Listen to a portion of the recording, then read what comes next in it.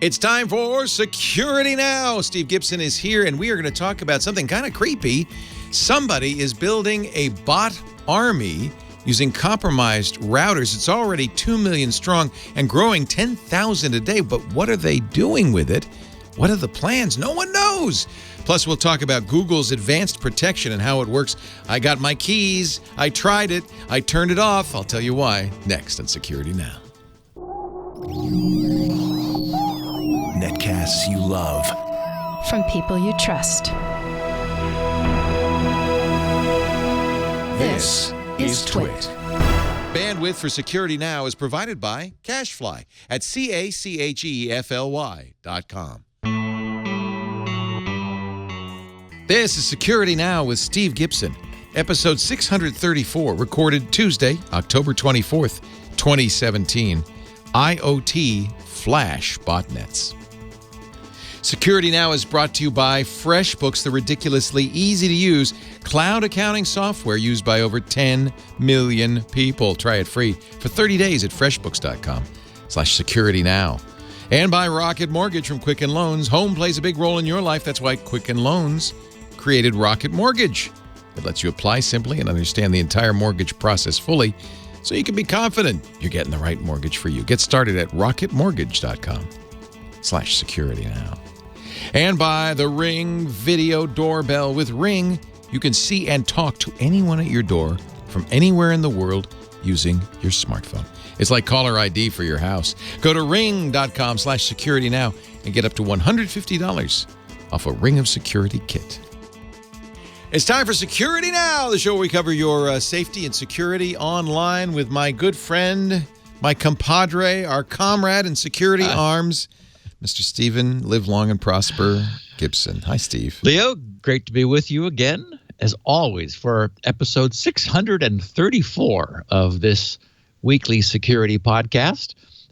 We're recording this on October 24th, and something has happened in the last week, which is the right word would be nascent. The title of this podcast is IoT Flash Botnets, because almost exactly on the anniversary, the first anniversary of the Mirai botnet, something much worse has been detected. Oh, no. By several security firms. So this is in the wild. This is and okay. I'll give our listeners a tease. This is we're going to cover this at the end. Mirai brought down Dyn DNS, a major DNS provider, using 100,000 compromised cameras and DVRs. Right. This botnet, which goes by two names, either IoT Reaper or IoTroop, IoTroop, currently has 2 million. Oh, boy. So 20 times the client strength, the attacker strength that Mirai had. Anyway, we'll talk about it at the end of the show, but I mean, it could do anything it wanted to. What can it do? Anything it wants. Anything it wants. Uh-oh. Yes. Oh, boy. So we're going to talk, before that, we're going to talk about some of the Roca fallout specifics. Remember that was, we opened the topic last week. That was the defective Infineon library in embedded devices that has been there for a long time. And since that had just happened, all we could cover last Tuesday was the fact of it. We now are beginning to get a little more fallout specifics from that. There's a real interesting instance, thanks to Matthew Green and two other researchers, about an example of pseudo-random number generator misuse, which is really interesting. I saw that. That was very interesting. Yeah. We need to talk about the Kaspersky Labs, AV controversy. I'd sort of been ignoring it because it just seemed purely political, but Eugene has responded in an interesting way. that I want to talk about. Also, there's an interesting DNS security initiative, which the XDA developers have picked up on for Android. Another compromised popular software download occurrence, which paints now another meme, essentially, that we're going to talk about, because first we had Handbrake, then we had CCleaner, now we have God, I can't remember. It's it's in my notes. It's a Mac media player. Okay. L Media or Et Media. Anyway, it's in the notes. So but this is beginning to form a trend that we need to identify. I also found this so cool cryptocurrency browser-based miner.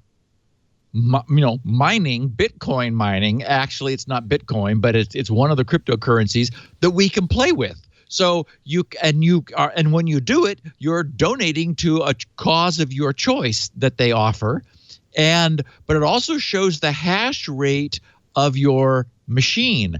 And I tweeted this earlier, and my Twitter followers have been having a ball comparing which browser is faster mining than the other and which platforms mine at which speeds. But then, of course, the other thing that it lets us do is experiment with the mining blockers, because now we have a benign way to play with mining on our machine. So we're going to talk about that. And the fact that Google, for their Chrome browser, is now considering natively blocking this. So you could test that too. Also, there's some other new protections coming to Chrome. We've got a quick update on Marcus Hutchins and what's going on with him.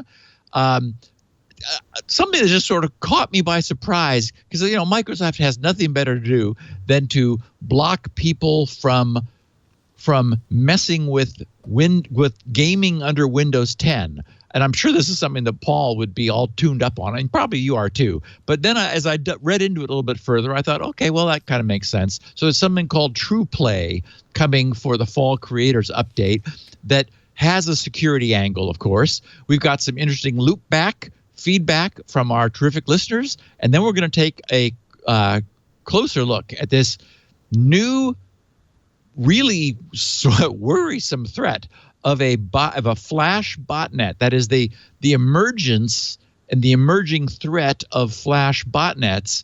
This one in particular that already is 20 times the strength of Mirai. And it hasn't misbehaved yet, but that's what it's for. We're keeping an eye on it just in case. So I don't think we're going to have to keep an eye on it. We're going to know when this thing gets targeted. Yes. It's like a small child. Just we're waiting for it. Any minute now, it's going to live up to its potential. Just hold on to the chandelier. Yeah. Well, as always, this will be a jam-packed episode full of goodness and delight.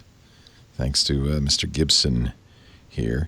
Our show today brought to you, as always, by our fabulous sponsors. Without them, we would be nothing. And in this case, it's the very fine folks at FreshBooks. And in a way, it's more than true for FreshBooks, because if it weren't for FreshBooks, I don't know if I'd be talking to you right now. Maybe that's a little bit of hyperbole. But I used to, about 10, 15 years ago, as you might know, go up to Canada every month for a week. Steve used to meet me up there. In fact, that's where we started Security Now. Yep. In Toronto. To do a TV show to go call for help up there with Amber and Andy and the gang. And I remember that, one of the problems with doing that was I was a freelancer and I had to bill them. And I remember it was a pain because I had to bill them in Canadian currency, for one thing. And they paid for my day and they paid for my expenses. And I had to keep track of expenses and I had to put it all in there. And I would, frankly, put it off. Invoicing's no fun. It's like paying bills in the reverse. But I learned a very valuable lesson, of course. If you don't invoice, you don't get paid. And it was really bad because I went like 3 or 4, maybe 5, maybe 6 months without invoicing at one point. And then I sent them all at once. And the controller at Rogers was not happy with me. I remember she called me. She said, if you do this again, we're not paying you. We're not paying you. If you got to bill us in a timely fashion. Amber, she told me about FreshBooks, which had just started in Toronto at the time. And she said, look, this is an easy, I'll tell you how long ago this was. It was one of the first Web 2.0 sites. So there's an easy way to make your invoices, do it fast, they look good, and you get paid faster. And she was right. It transformed my life. After that, I invoiced every month. And by the way, the expense is easy. You use the FreshBooks app. You take a picture of the receipt, goes right into the invoice. They do all the currencies automatically. Here we are, fast forward to 2017. Now 10 million people use FreshBooks. And it's really more than just invoicing. It starts with invoicing, but it turns out if you are doing invoicing and expenses, you also know profit and loss. You know accounts receivable. It's really basically cloud accounting, but you're not doing any accounting. It's doing all the hard work. It keeps track of what you spend, what you're owed, how many people have paid you. By the way, it keeps track of which invoices are out, which are unpaid, even which ones have been seen and when. Yeah, no more, well, I didn't get your invoice. Could you send it again? No more. You can say, yes, you did. In fact, you opened it and looked at it last week. Where's my money, buddy? Actually, you don't even have to do that. They have automatic reminders, gentle to strong, for late pays. You can even set it up for automatic invoicing, recurring invoicing, and recurring payment if your client agrees. It's very easy. I love the new FreshBooks dashboard because you can look at it and really find out something that a lot of people don't know. How much money they've made to date. You know, when I was a freelancer, I didn't know if I'd made a profit or loss until tax day. And then my accountant would say, well, you made money or you didn't make money. Now you'll know. Quick access to your spending, your outstanding balances, your total profit, and of course all the accounting reports without any counting right there in the FreshBooks dashboard. And you know, there's a pet peeve of mine when you're scrolling on a spreadsheet and you're looking at columns and you go up and then the header goes up with it and you don't know what you're looking at anymore. Sticky headers, it's a small thing, but I love it, allow you to scroll through any page while the headers shrink and remain at the top so you know what you're looking at. It's little things like that, and they're always improving it because it's web-based software. Did you know FreshBooks users get paid an average of 11 days faster? Bill for time by client, by project, assign services to projects, designate different rates for different services. It's easy to track the time in the app or on the website. You just press play. Stay connected to your clients and keep tabs on your business no matter where you are with the FreshBooks app. You can even see receipt attachments. You can see employees can log in so they can invoice wherever they are. And the full description of every line item is now visible when you're viewing an invoice on mobile, which is awesome. Every day you log into FreshBooks, you'll find new features. I love that. In a simple, easy-to-use interface. You're doing accounting, but you're not doing the accounting, and I like that. It's no wonder FreshBooks was included in Forbes' Small Giants list this year. And you can become a big giant with your business. Try it free for 30 days at freshbooks.com/security now. Put security now in the, how did you hear about us? Just say, I heard it on security now. The little form there. That's freshbooks.com/security now. And we thank them so much, not only for their support of security now, but for making my life a heck of a lot easier. All those days back in Toronto. I remember you coming up and we had a portable recorder, and we would sit on the set, and we'd have two mics. Remember doing that? Yeah, we had our two Heil mics, and that's when the podcast was about 20 minutes long. And we thought, okay, that takes care of the week's business. Somebody asked me something this week. I wonder what you would say. Is it getting worse or better, security? I would say it's getting worse. I think that, I said both. It's getting more. It's more. So it's more. Yeah. So you got more researchers finding more problems. There are more problems to find. There are more devices connected to the internet. And there is more pressure on developers to push stuff out. So there are more mistakes being made. So it's just more of everything. Here, and then the other side of it is, which I brought up, is, but because these are being searched for more, there's, bug bounties and all sorts of them. So I think there are more security researchers looking for flaws to protect you than ever before, and more patches than ever before, and more regular patches, more attention's paid. I feel like, for instance, Windows 10 is more secure than it's been ever. Things like that. So it's both in a way, right? Right. Well, and browsers are getting better.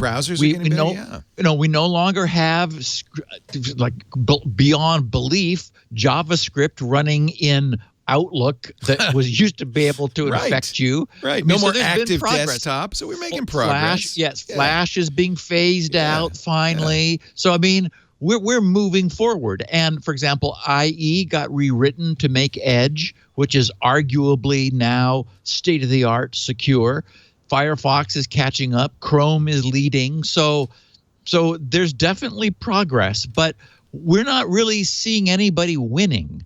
It's true. Just more. Yeah. It's back and forth. It's a mouse game. So there's more attention being paid. What that's revealing more problems, but it's not like there aren't new problems that are coming along just as quickly to fill the gaps left by the old problems that have been fixed. True. So, I don't think we're ever going to wrap this up. We're in a little rat race. Do the all-day Tuesday podcast here before long. It's not getting shorter, that's maybe for sure. Bring your sleeping bags and we'll just get a fresh pot of coffee.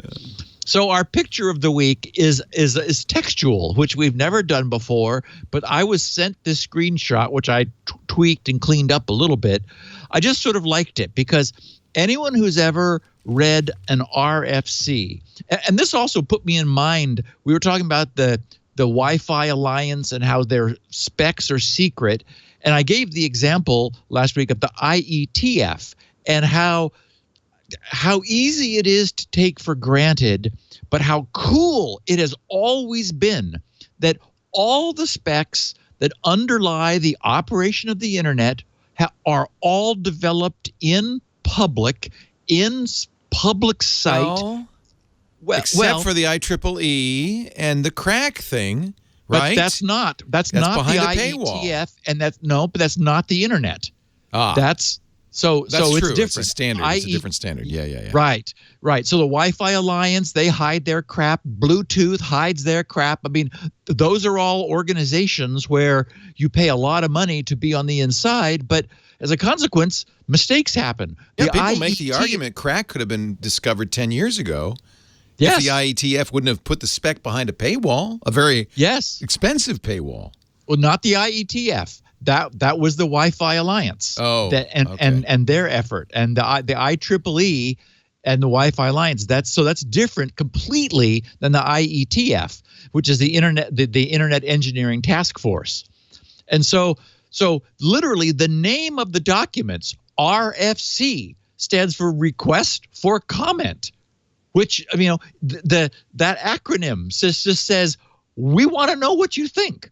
So we're throughout the last 12 and a half years, we've been talking about RFCs. I'm referring to them all the time. I wrote my own IP stack, my TCP IP stack, using these specifications. I mean, they're complete, they're thorough, they're well conceived. At one point, the structure was unified, and they came up with these, and it's always in all caps. They'll say such and such and such must be done, or must not be done, or should be done, or should not be done. I mean, and so they formalized like what is important and what is optional, and either and what is recommended. There's also may. So what it may do this or may do that. So, but they're very explicit about what like in ranking both on the positive and negative end of the scale where specific requirements fall. And that's why this particular picture of the week caught me, because it's titled, so pretty much this is how you break a widely implemented protocol. It's 5 steps. Step 1, read the RFC. Every time it says must, check if they did. Every time it says must not, check if they did not. Every time it says should, assume they did not and test for it. And finally, every time it mentions a requirement that does not affect the functionality, assume it was done wrong by at least one company and nobody noticed because it still works. So, I mean, this encapsulates so much of the sort of broadly and definitionally so much of what we talk about every week, because there are, well, in fact, one of our stories about this, about the misuse of a pseudo random number generator specifically said, this should not be done, or these numbers produced by this should not be used for these purposes, only for these. And people ignored that. And as a consequence, it's possible to look at some of the handshake traffic on very enterprise scale VPNs and crack them. Because, oops, should and should not were not honored. So anyway, this was just a great little observation that I liked. And we'd never really talked about the structure of RFCs and like just not only how significant it is. I would argue, I mean, we've often talked about how surprisingly robust the internet is from day one. I mean, consider it largely hasn't changed. And while, yes, we know it is far from perfect, our requirements today were not the requirements then. So it's not fair for us to impose what we wish it had been, how we wish it had been designed 20 years ago on, like the way we wish it were today, because they had no idea this was sort of an experiment back then. But its foundation was so rigorously thought out. And I mean, that's how you get something that survives this well, is that you use committees of small teams of smart people who argue with each other in email forums and back and forth, and they receive a response, they think about it overnight, and then they come up with something better. And each spec ratchets forward slowly until it finally drops out of that process as an RFC that is then adopted by the Internet Engineering Task Force, and that becomes a spec. And if it was crap, we'd have a system that we couldn't, it wouldn't be today's internet, but it was almost immaculately conceived. I mean, it's just phenomenal. It was IEEE that has it behind a paywall, not IETF. Correct. I meant to say IEEE, yeah. Yes, for crack, yeah. So it's not so different. I mean, admittedly, all these companies are heavily influenced by their paying members, i.e. the big companies. But I just think they because they're asking the only thing I can figure there's no reason for IEEE to hide this behind a paywall. Correct. That's I mean, crazy. It's Wi-Fi. Right. And I just think it's because they charge a lot of money, and so the benefit of membership is access to these specs. I mean, what else are they going to offer them in return for all this money? Right. So it's like, okay, but the problem is then none of the rest of us who have who have a real need and are not enterprises able to drop tens of thousands of dollars on dues to these things. I mean, you have to be a member of all of them. So it's annoying. Okay, so Roka, we're beginning to see some specifics of fallout from the decade-plus use of very poorly generated public keys by this broken embedded library. And there was something that teased me that I just didn't run down, but there was some suggestion that a shortcut was made in the algorithm where they had some collection, it was described as a structure of primes that were built in. And it's like, okay, it's hard for me to understand how that couldn't be really bad. So it must be different than I'm thinking. I mean, you don't want to use fixed existing well-known numbers as part of your factoring. That would be that would foolish. that would not survive well.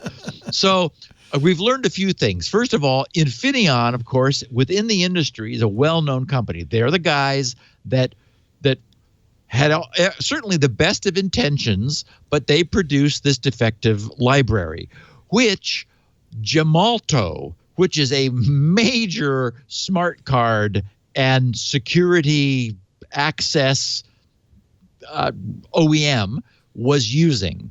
They have a card which began selling in 2004, which is called the IDPrime.net card.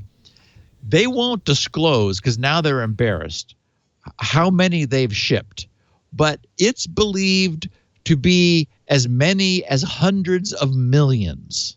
So hundreds of millions of individual Gemalto smart cards based on the broken Infineon library are not secure.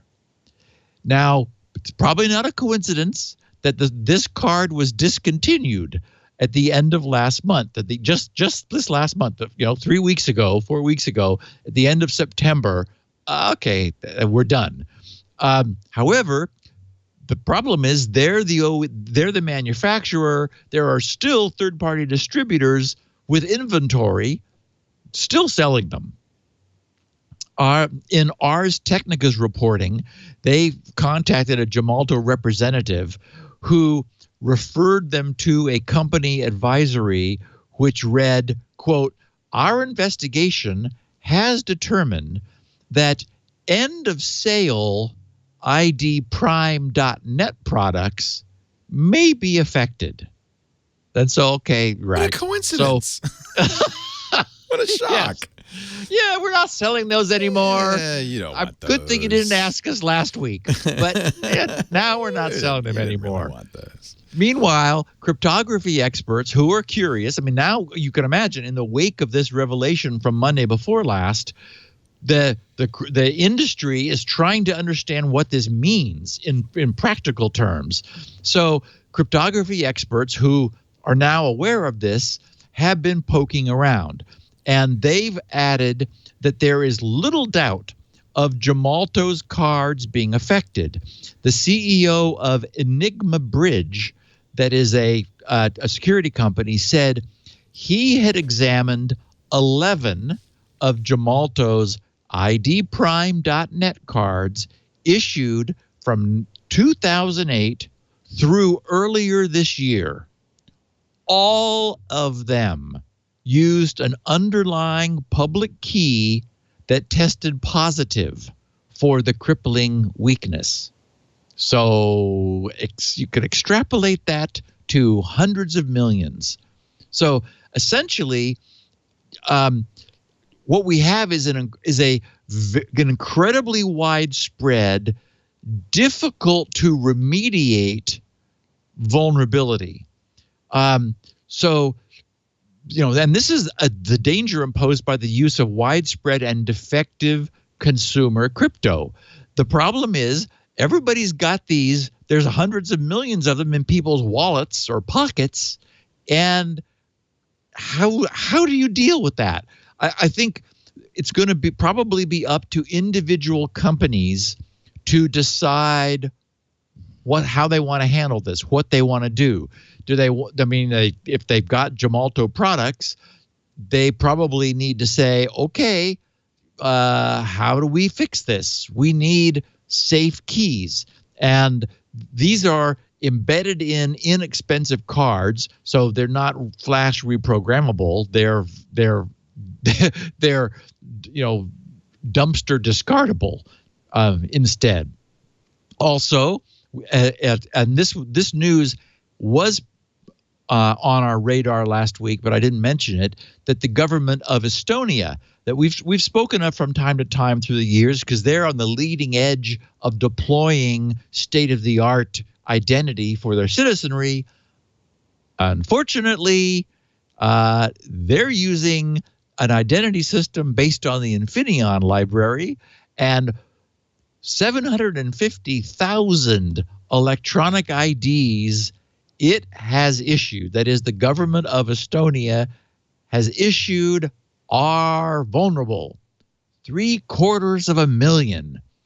And researchers have uncovered evidence that the ID cards issued also by Slovakia and Spain may also be vulnerable. So essentially, we have this widespread, deep, broad, and old vulnerability. And hopefully this will come to the attention of those organizations who are using these products. To be responsible, Gemalto should be sending a notice. Unfortunately, if they work through reps, they don't know who all their customers are. There's a layer of insulation between them. So for example, unlike, I was going to use Yubico as a direct seller. I know that they know many of their end users. I don't know, though, if they run through a second tier of distribution because you can buy them off Amazon. So they don't know who all their customers are. But that might be fulfilled by Yubico just because you buy it off Amazon. Good point. My sense is they do. I don't know. They know everybody, but that may not be correct. So of course, what we would hope is that any supplier, directly or indirectly, of technology that uses these soft public keys would take responsibility for that and say, we profited from your trust, which, we didn't know, we didn't deserve, so let's fix that. Let's hope that happens. The real threat isn't broad because, unlike something like Heartbleed, where a huge number of servers on the internet were theoretically had a low probability of being attacked, but when it happened, the server could lose its private key, and then it could compromise it a lot. Here, each individual card would have had a different public key.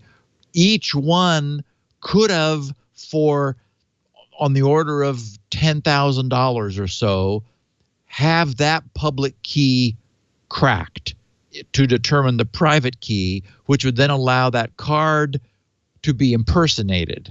So this suggests a huge vulnerability for targeted attacks, not broad and sweeping, but, for example, you could imagine any state actor who knows that a target is using indirectly or directly this Infineon library could be rubbing their hands together because for the first time, if they can capture the public key, which the card readily gives you. So you just, that's the point of the card.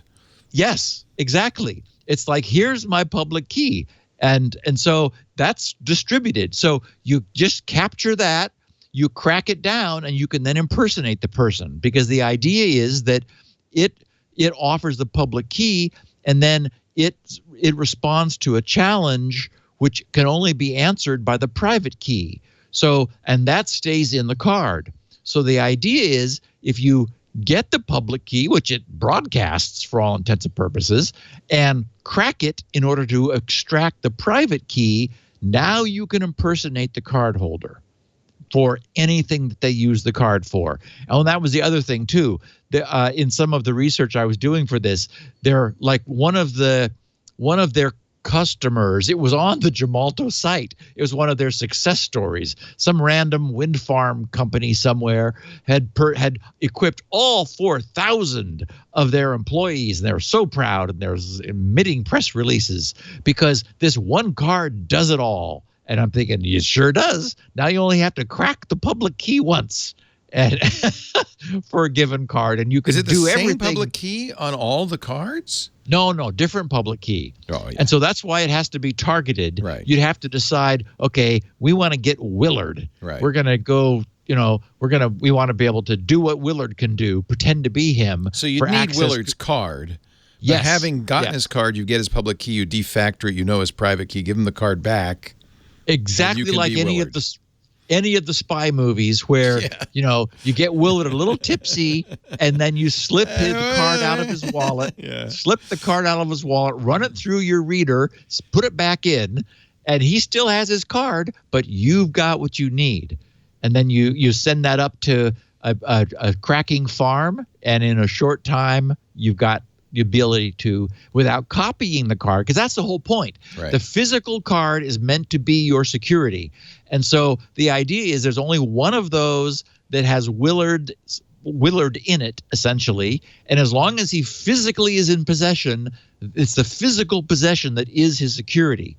This breaks that by being able to leverage something the card freely gives out, the public key, being able to leverage that into something it deliberately never gives out, which is the private key. And notice this is exactly the same model with the trusted platform model 1.2, which many people have.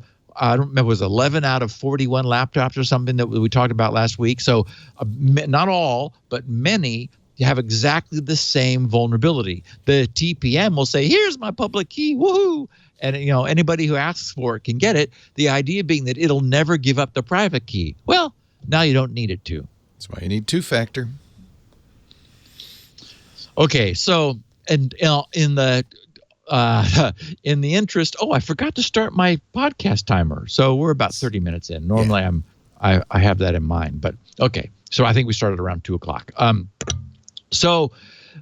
This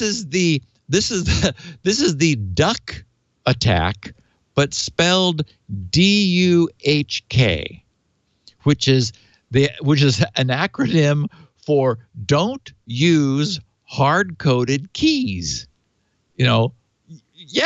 Don't. Anyway, so I was tempted to say it should be the duh attack, just DUH, but duck works better, and you need the K on the end anyway. So two researchers at the University of Pennsylvania, who Matthew Green often works with, and Johns Hopkins University's prolific Matthew Green, uncovered a significant implementation error in at least 12 commercial VPN and enterprise big iron products. Fortinet is one that they highlight only because, and it's just one of the 12 that they found, but Fortinet is a major supplier of, industrial grade, serious big iron hardware. So I'm going to read the abstract from the paper. The link to the paper is in the show notes, and it is wonderful. The paper is really nice for anyone who wants to really dig in and understand this. So the abstract says, the ANSI X9.17 random number generator. So this is an ANSI spec, an official random number generator, is a pseudo-random number generator design based on a block cipher and updated using the current time, that is current time of day. First standardized, they write, in 1985, so it's old. Variants of this PRNG, pseudo-random number generator design, were incorporated into numerous cryptographic standards over the following 3 decades. It remained on the list of FIPS 140-1 and 140-2. That's the Federal Information something or other. Federal Information Processing Standard. And the FIPS 140-1, 140-2 are sort of the formal, these are what we approve of that anyone can use. And if you do, then you can stamp, FIPS certified or FIPS compliant on your device. And so everybody does who thinks, oh, good, we want to be able to say that. So, it remained on the list until January of 2016. So about a year and 3/4 ago, they finally said, okay, this is old, time to remove it. But as always, if we've learned a lesson of any kind of lesson here. It's that, yes, you could say stop using it, well, but you got to make everyone stop using it, and no one has. The design, their abstract reads, uses a static key. And the static key is okay. That is, the design itself, the official design, uses a static key with a specified block cipher to produce pseudo-random output. It has been known since at least 1998. Okay, so since this thing was 13 years old, because it was born in 85, that the key must remain secret. Yeah. In order for the random number generator to be secure. Actually, it was probably known in 1985, but it became obvious and apparent probably. However, neither the FIPS 140-2 standardization process in 2001 or NIST's update of the algorithm in 2005 appear to have specified any process for key generation. That is, they just sort of say, just a static key is fine, but they're not telling you how to make it. And of course, all anyone had to do would have been to choose any source of entropy from any source of entropy at all from like that the system is able to generate from packet arrival timing or anything to come up with a new key every time.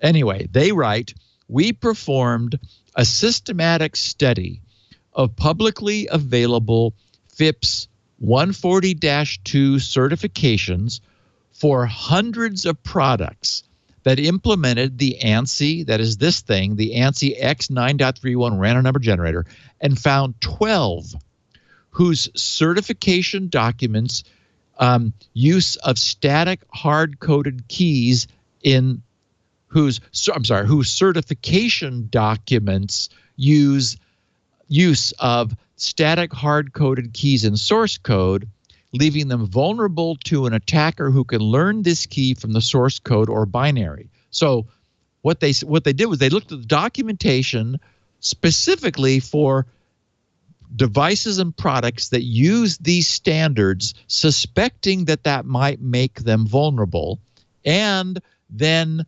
looked at what these guys were doing. They said, in order to demonstrate the practicality of this attack, they wrote, develop a full passive decryption. Okay, listen, full passive decryption attack against FortiGate VPN gateway products using FortiOS, which is their OS. Private key recovery requires a few seconds of computation. Ouch.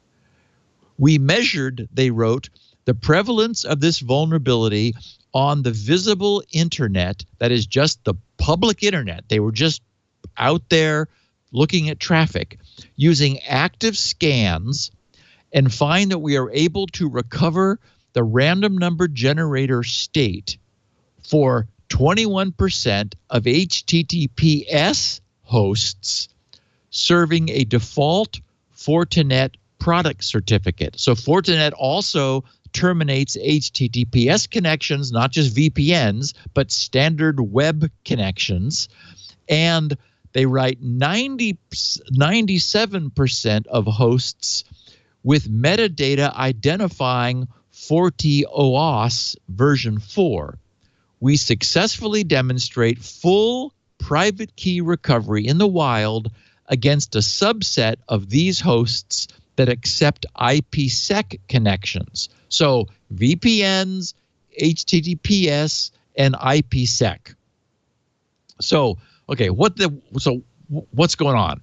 The problem is that this is old technology that has been deprecated, and this is a pseudo-random number generator whose use would be safe if its output was never visible. For example, if you used it to generate candidate primes for primality testing. And remember that a prime in such a situation is one of them is going to be your private key. So it's by definition private. And if you got another prime and you multiplied them, now you can't pull them apart practically. So both primes are now essentially secret, even though their product you can make public. The point being that would be a fine use of this. Wouldn't matter if you had a hard-coded seed for this pseudo-random number generator, because its output was never being broadcast. What these instances, and I don't mean to just single out Fortinet, and these guys don't either, because that was one of 12 different companies whose products were doing this, is one of the things that we've talked about. In fact, during our discussion last week of the crack attack, the part of the Wi-Fi handshake is nonces being sent back and forth.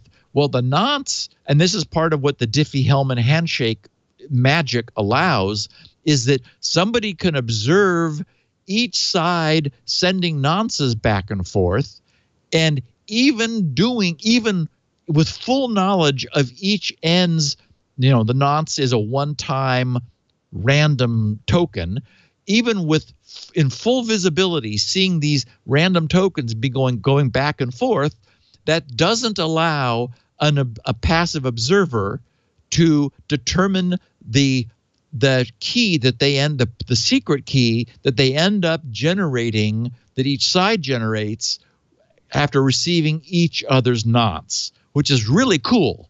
But if these nonces are coming from this pseudo-random number generator whose output is never supposed to be seen, whoops.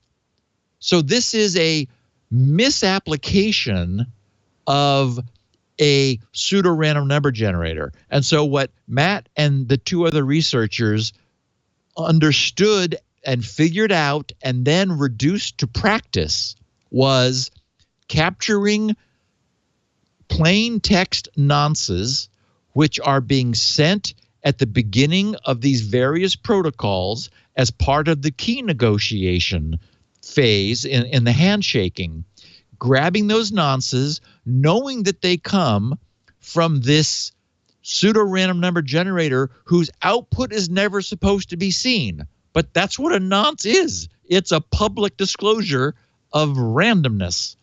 And from just by capturing those, they're able to reverse engineer the PRNG state, which is to say any secret information like the key, essentially, that they may or may not know. And in this case, the key is available to you. That is, you can reverse engineer the firmware. Sometimes the source code is published in some of these specifications, assuming that it doesn't matter. But if you know the key and you capture a bit of its output, you can figure out any unseen state in RAM that the device has, which allows you to both go back in time to recover previous state, which is to say previous nonces that would have been generated, to decrypt conversations that happened before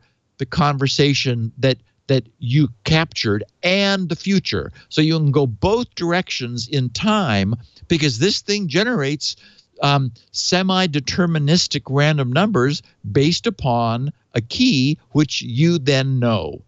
So it's a beautiful piece of work, and the real lesson here is that it is very important not to have application drift. That is, 30 years ago, 20 years ago, 10 years ago, people who were involved with this probably understood that this was very simple and convenient, and look, it's FIPS approved. Everybody thinks it's wonderful for this application. But you can't then you can't have application drift where you start applying this to other things without consequence. And so, this has now been deprecated, but now it's going to have to be forcibly removed from the firmware wherever this is being used, thanks to Matthew and company's discovery that, this not supposed to be seen pseudo-random number generator is not safe for generating public nonces. And our crypto protocols today use public nonces. You cannot have this generator generating them behind the scenes because we can determine the past and the future of the connections that it makes. It's very cool work. And time for a break, Leo. All righty. I hear that pause in your voice. Yeah, yes, you do. Our show today brought to you by Rocket Mortgage. Those good folks at Rocket Mortgage do something designed for the geeks in all of us. Some people, probably nobody who listens to the show, but some people like to go to a bank. They like to meet the loan officer. They like to talk, to chat, to bring in boxes of paperwork, and then maybe even to go back again and again because they got nothing else going on in their life. Now, if you're listening, probably what you'd like to do if you're getting a home loan or refinance is not that. None of the above. You'd probably like to get your phone, go to rocketmortgage.com/securitynow, and apply for a loan and minutes later get it. Now wouldn't that be nice? That's what Rocket Mortgage is all about. First of all, you got to appreciate the lender, right? Because, they're the ones you're going to be working with. It's Quicken Loans, #1 lender in the country, and at least in terms of customer satisfaction. They're #2 in overall loans, so they're pretty close to the top there, too. But #1 in customer satisfaction for the mortgage approval and for mortgage servicing. Okay, so these are the guys you want to go with. Quicken Loans Arena in Cleveland, and they're revitalizing Detroit. They're really, very forward-thinking, very smart people. And one of the ways they're forward-thinking, and they said, this mortgage approval process is mired in the 20th century. We want to do something a little more modern. We want to do something completely online. Now, first of all, because they're Quicken Loans, they have trusted relationships with every financial institution.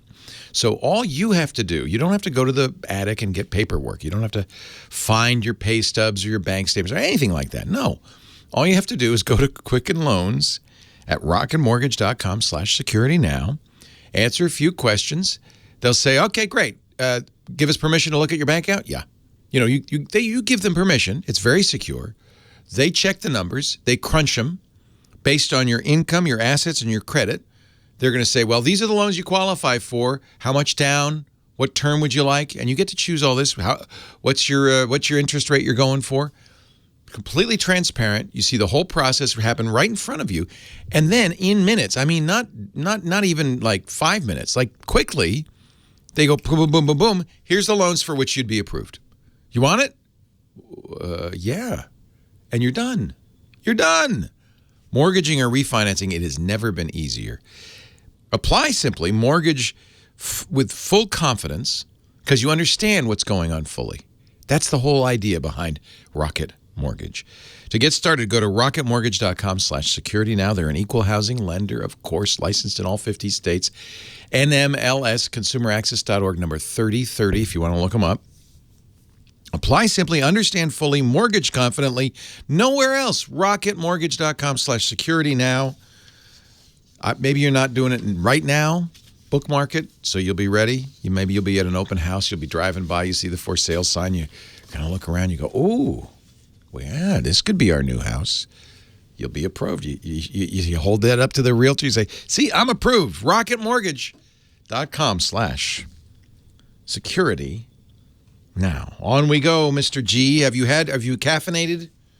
Yes, I did. You're fully ready? I did. Yeah. And we're going to, yes. Why? Because if a little is good, more is better.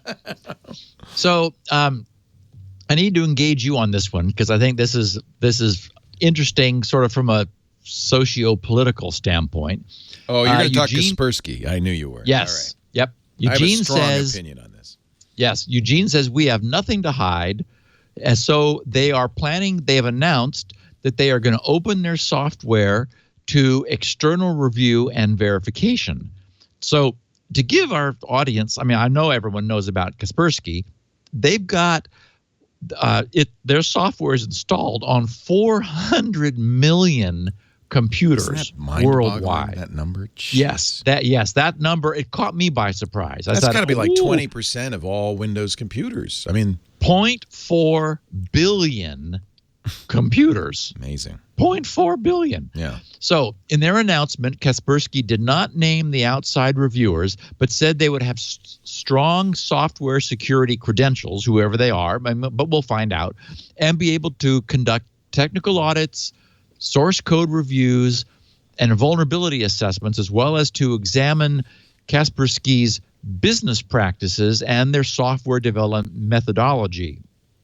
And he said that they're going to open transparency centers, unquote, because transparency is what they're saying they're trying to give us, in Asia, Europe, and the United States, where customers, governments, and others can access the results of these outside reviews and discuss any concerns about the security of their products.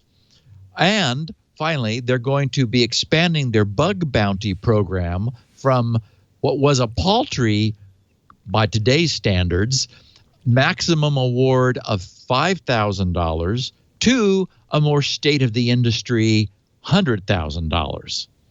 Now, of course, in the reporting of this and kind of coming up to speed on this, I noted that not everyone's concerns were mollified, and I could argue that, I mean, I'm sure we could, that nothing Kaspersky could do would make any difference to those who just say, we just don't trust them.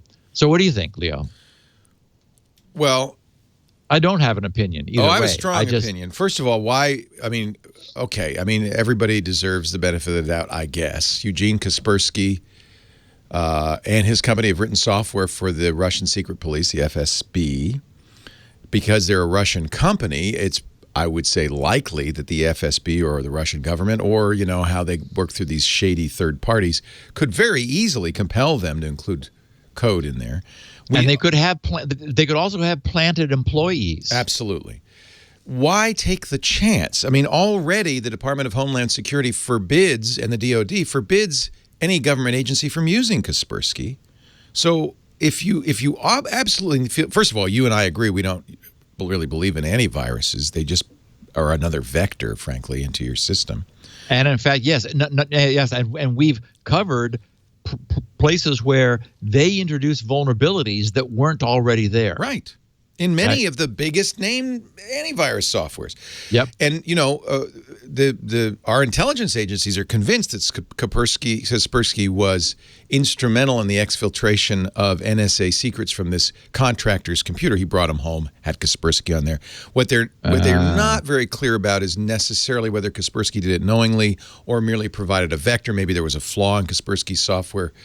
But since it was the Russians that exfiltrated it, I think that fine to give somebody the benefit of the doubt if you're going to put him in jail. But I think the biggest problem is that Eugene Kaspersky himself, is beloved by American tech journalists. Dvorak loves Eugene and was always recommending Kaspersky. I know a lot of tech journalists are reluctant to indict him because they know him. Right. I don't know him. I don't have any opinion on him.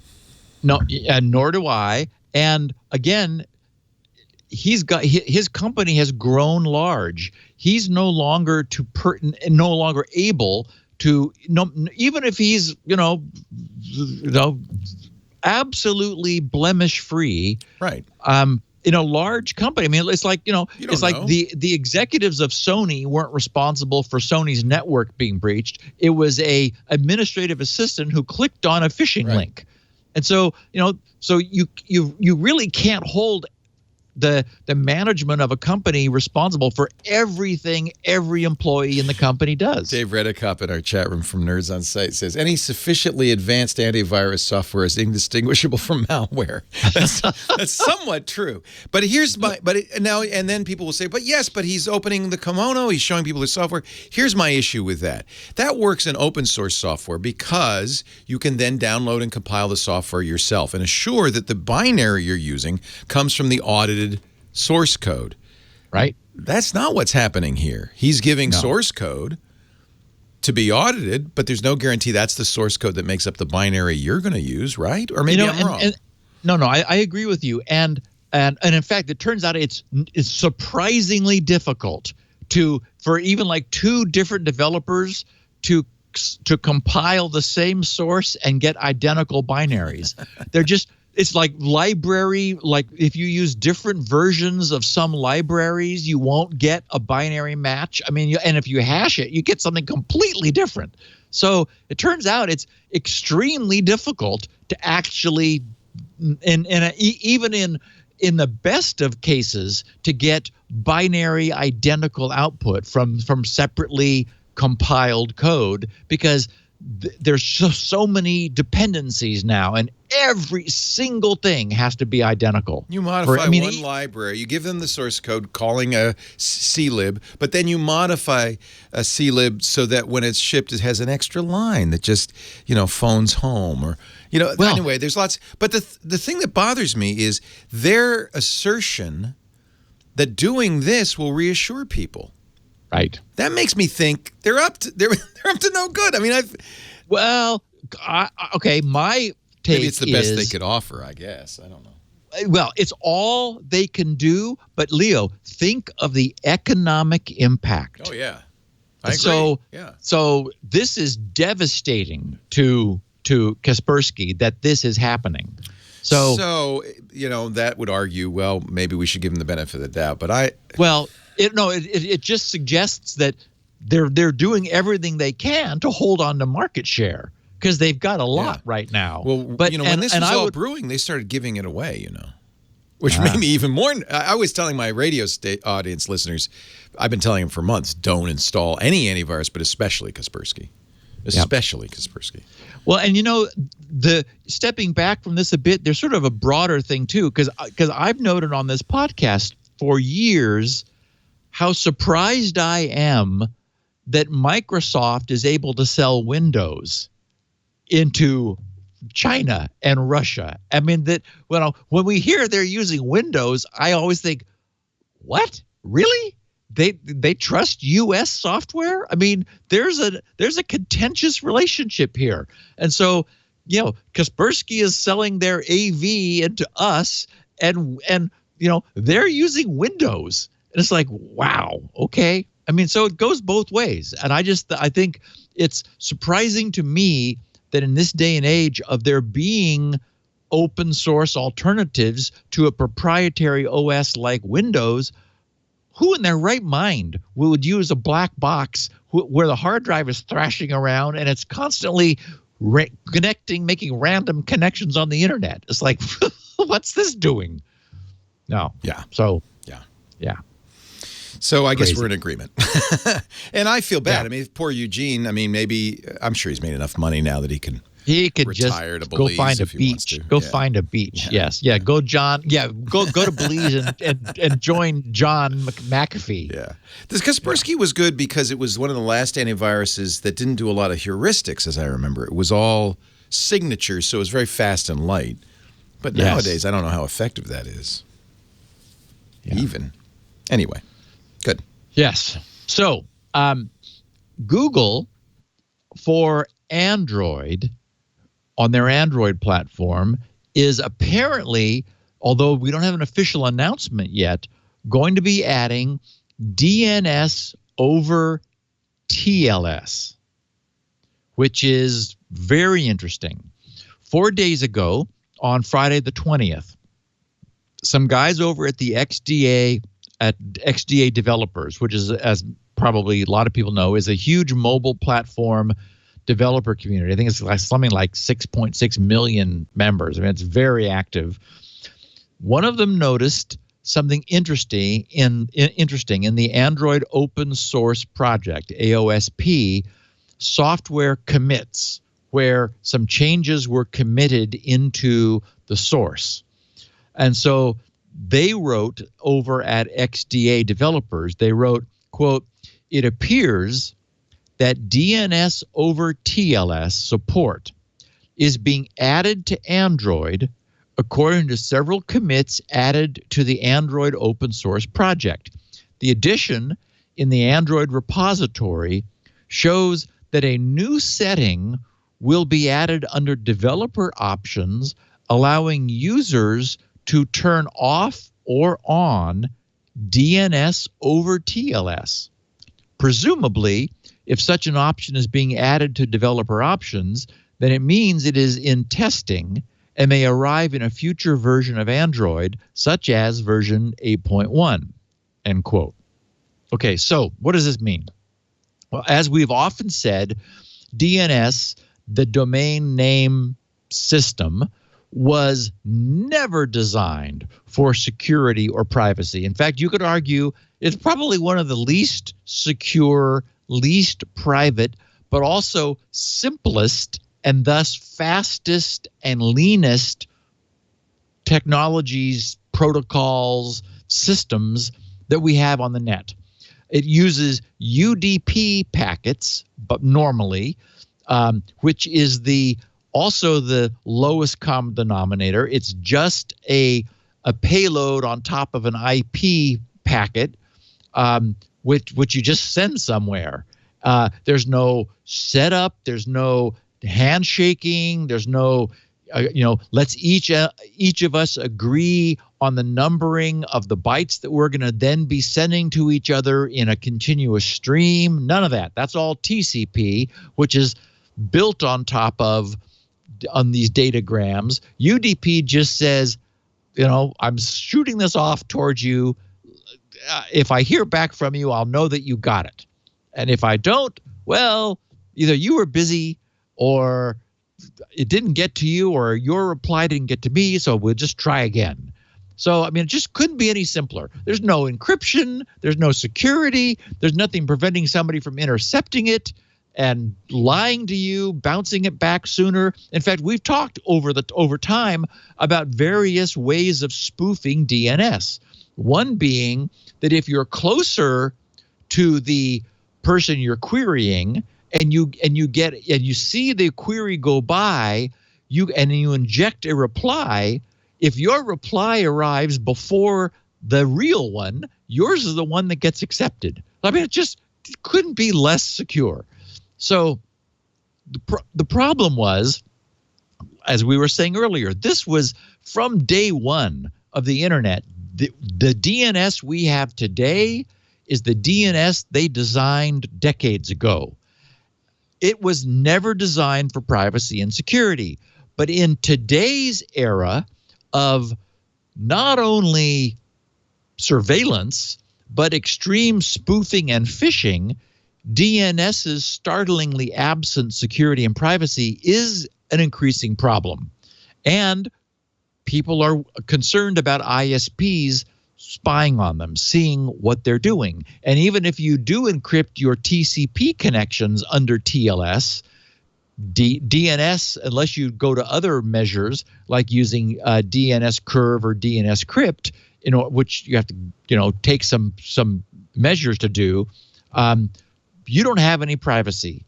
So DNS can run over TCP. By default, it uses UDP packets on port 53. That's the well-known port for DNS.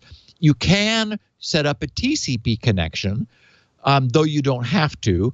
There are a few DNS management operations which must go over TCP because they transfer much more information. It's not just a simple query and reply. You're transferring whole zones, as they're called, over DNS. So there you need to do a zone transfer. You need to use TCP.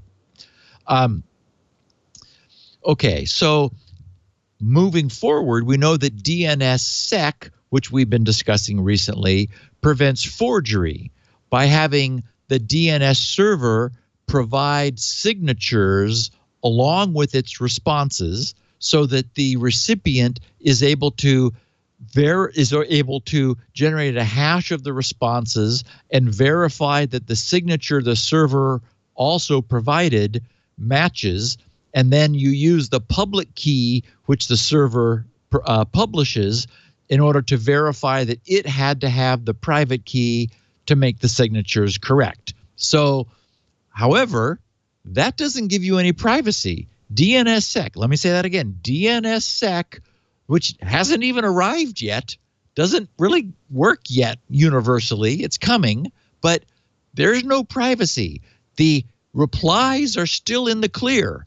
You verify their signature, but they're not hidden. So when we finally get DNSSEC, it's still no privacy. Okay, so back last May, what is that, about a year and a half ago of 2016, May of 2016, RFC 70, and here again, request for comment from the IETF, publicly, beautifully, a bunch of people all worked on this in plain sight. They finalized RFC 7858, which is titled Specification for DNS over Transport Layer Security, TLS. Unlike regular DNS, which, as I said, uses well-known port 53 for UDP and TCP, TLS DNS uses 853. So port 853. They wanted to keep the 53. They said, hey, nobody's using 853. That one's ours. So that's what it will be. Now, TLS does require some handshaking. So normally what happens where TLS is carried over TCP, you establish a TCP connection and then bring up a TLS tunnel, a secure tunnel within that TCP connection, which gives you both authentication and so you know who you're talking to, and privacy, that is to say encryption. So you authenticate the endpoint and you encrypt. So TLS, the use of TLS, even over for DNS, still requires handshaking. So this is not as lightweight as DNS, but it makes sense for a number of reasons. For one, if there's no background bandwidth being drawn. For example, Leo, if you and I were to go completely quiet and not move, there would still be a substantial bandwidth back and forth between us because of the protocol that we're using. It doesn't go to zero. There's just there's a constant background flux. Not so for TCP if you're not, and we talked about this years ago when we were talking about the way TCP works. Basically, if neither endpoint is saying anything, there is no traffic at all. Essentially, by setting up this transaction, you establish some agreed upon numbering for the bytes that you will be sending, and you can send a few, and the other guy can send you a few, but as long as you're both quiet, no overhead. Just there is some state, some memory that is committed at each end for maintaining an awareness of this agreement that you both have a connection, but there's no overhead. So that works for in terms of, does this make sense? The other thing is that DNS tends to be bursty. That is, when you go to a new page, especially in this day and age, there's crap coming from all directions of the internet in order to fill that page with ads and discuss content and just all the stuff. And so if those IP addresses for those domains, which may be a surprise to the browser, if they're also a surprise to your OS, then there's a burst of queries that goes out to your DNS server. And that's the other thing that works with the notion of establishing a relationship with a DNS server, which you otherwise don't in normal DNS. You just send off a UDP packet and you hopefully get a response. But if you have established a relationship by bringing up a TLS tunnel, then you're always sending your queries to the same server, which generally systems are doing anyway. So what all this means is that we bring up a flavor of TLS. This is not full HTTPS style TLS with a certificate which is signed by a CA, which is trusted by the browser. There are two modes that this can work in because they're trying to keep this from getting too heavy duty. They're just wanting to provide what they call opportunistic privacy, where if you're not really worried about who you're connecting to, you'll still get a TLS tunnel for privacy. You may not know for sure who the tunnel is connected to, but at least somebody passively observing the traffic can't see the queries that you're making, any of them.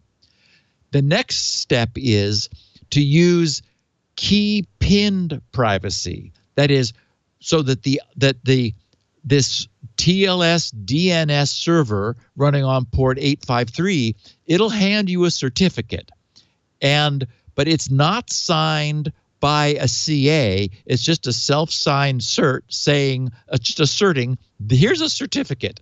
The idea being that there's some out-of-band means for you to obtain the pinning for that certificate's key.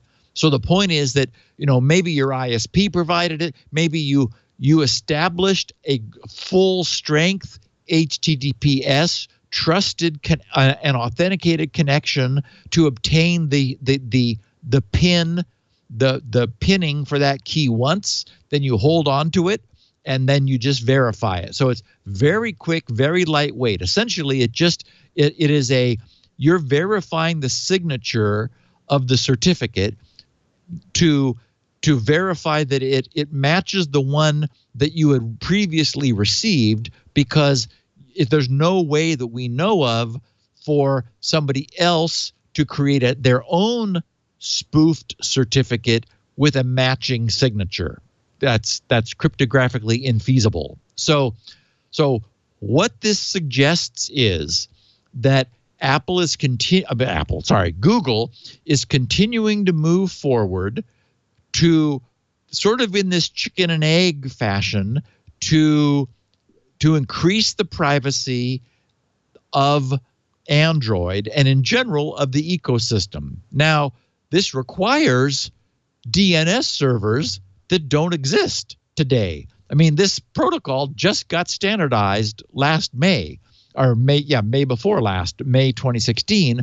So, but the good news is it only uses already existing chunks of code.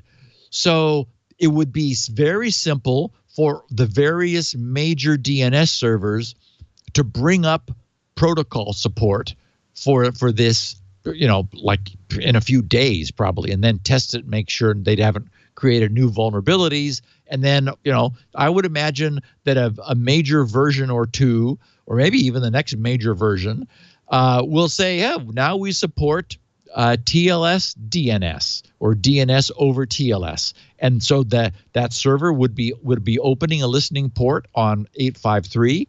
Of course, Firewalls would need to open too in order to allow traffic to come through. So there's some chicken and egg problem, but Google has laid this egg, and so we'll see what kind of uptake this has. But this is a good thing. It's lightweight, makes sense, and it looks like a Android version coming soon will, at least if it's on, probably attempt to bring up a connection to its DNS server on 853, which nobody else is bothering with yet. And when those when those attempted connections begin succeeding, Android users will start having some privacy, at least. An active man in the middle, because this is weakly authenticated, an active man in the middle could get in there, except that if the Android user had previously obtained a key from that server, it could expect them to be the same. So a transient man in the middle wouldn't be able to break in and spoof. So it's not uber strong, but it's really good, and it's lightweight. And I think, and I salute Google for saying, yes, we have a spec. It's 1.5 years old. Let's add it to our client. And I wouldn't be surprised if we see other clients like iOS in the near future saying, yes, us too. If Android's going to have it, we want iOS to have it. And then some servers will start supporting it. And before long, it'll be available. And this is the way these things happen. Probably not quickly, but inevitably. And it seems like a good thing to do. It's a lightweight, nice compromise for adding privacy to our DNS. And again, ISPs, unless you VPN, they'll still know the IP address you're going to, because that's still going to pass by. But it's another layer of privacy. And again, easy to do if it's just built into the infrastructure, as it will be before long. Okay, so we're beginning to see a trend emerge, which is not good. The name I couldn't think of at the top of the podcast was L-Media. And I don't know this, and I don't know anybody who uses it. So that's the good news. Well, everybody uses iTunes on the Mac, right? Right.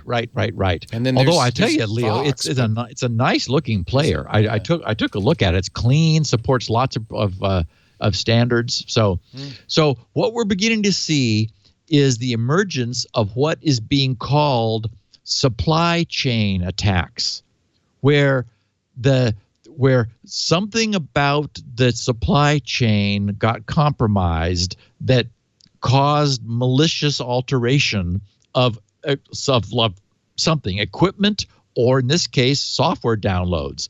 Remember that in early May, a download mirror of Handbrake, the very popular media converter, was compromised to download a Mac malware known as Proton, which we'll talk about in a second because it's coming back again. And of course, a few weeks ago, we talked about CCleaner. Same thing. One of their servers got compromised, and one particular version of CCleaner was altered maliciously.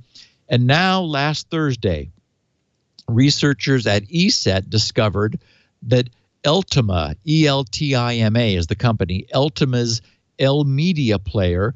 Oh, and also they have a download manager. I have it in my notes here. I don't see it in front of me.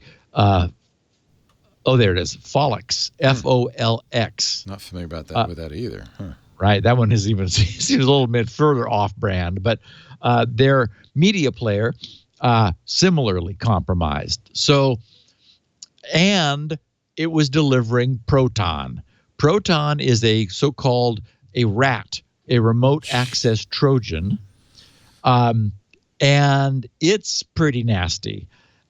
It first appeared last year as malware for the Mac and includes a range of features. It's able to execute console commands access the user's webcam, log keystrokes, capture screenshots, open SSH VNC remote connections, able to inject malicious code into the user's browser to display pop-ups asking its victims for information such as their credit card numbers, their login credentials, and other things, or like anything else, if it's able to do a code injection into the browser. It's able also to hack the Mac user's iCloud account, even if two-factor authentication is in use. And in March of this year, so about 6 months ago, offered for sale on a number of cybercrime forums for $50,000. So it is potent sort of, gray market, or black market cybercrime malware. To their credit, Ultima was extremely responsive to ESET's report, immediately fixed the problem, notified their customers.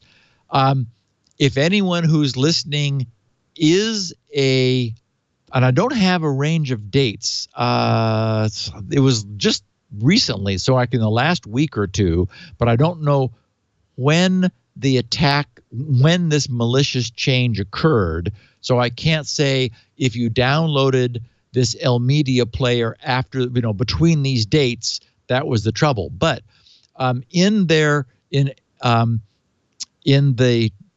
disclosure of this, the Ultima's instructions explained how to scan for three things.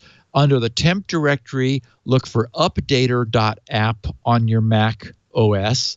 Under the library directory, look for launch agents, and then com.ultima.updateragent.plist. Also under library, look for .rand, and also look under .rand, look for updateragent.app. They say the presence of any of these files above is an indication that your system may have been infected by the Trojanized Media player or Phlox application, which means your OS or your OS 10 Proton is most likely running in that machine. The bad news is, here it is. If you downloaded Media player or Phlox on the 19th of October, 2017, your system is likely affected. So it looks like it was found quickly and removed quickly. But if anyone's concerned, if you are an Media player, I've got the link to their page or disclosure. I'm sure you can find it on their site also. They also recommend a total reinstall of your operating system. Yes. Holy That's cow. the problem. This thing cannot be removed safely. You just have to, you save your files and reload your OS. Wow. It's the only way to get rid of it. It is nasty. Huh. Okay, Leo. DonateYourTab.to. Okay. DonateYourTab.to. They can have my tab. Very cool. This is a sample cryptocurrency miner. Asks your permission before it mines, and very politely immediately crashed my browser. Okay. Whoops. I wonder this is Chrome. I wonder if Chrome's saying, yeah, we're not going to do that.